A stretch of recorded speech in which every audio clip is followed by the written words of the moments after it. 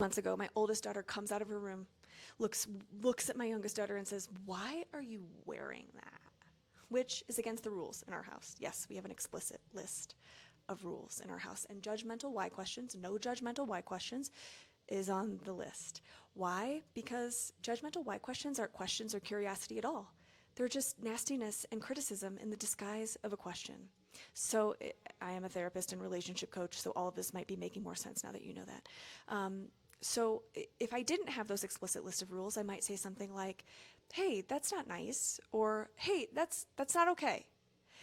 And if that works in your household to change behavior and you're not saying that over and over and over again, then you can just next reel, move through the internet. You don't need this.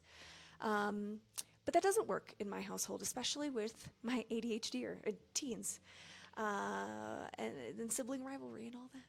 And so I looked at her, instead of getting into the back and forth of, "Hey, that's not nice." "Well, her shorts aren't nice." "Hey, that's none of your business." "Well, they should be your business. Go to your room."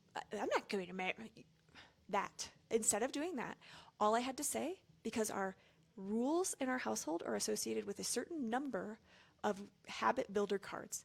So if you break this rule, there's a little number next to it, and it tells you how many cards you have to do. What are the cards? Cards are things like, I'm not going to lie, a lot of them are cleaning, like clean a shelf on the fridge or clean the microwave or baseboards. But a lot of them are also like take the dog for a walk or do some jumping jacks or send a note to a relative or read a chapter in a self-help book or things like that, things that you want your kids doing.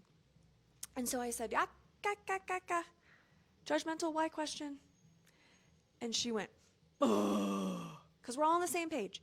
She knows that's against the rules. I know it's against the rules. Her dad knows it's against. We all know. We're all on the same. We are on the same literal page. And so she goes and gets the rules, and she looks at the number associated with that rule, and she went, "Oh, Mom, it's 10 cards."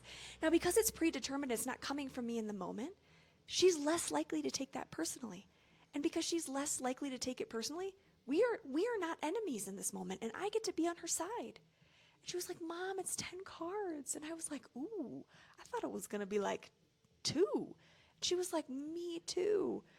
And I said, "Well, that stinks. Like, I'll consider lessening it, but this time you got 10 cards. The end. The end." And why did none of us know how many cards it was worth? Because you start using the system, and because everybody's on the same page and it's associated with immediate consequences that are always the same, that don't turn into a dramatic back and forth, you don't need it after a while. Like, we barely reach for it.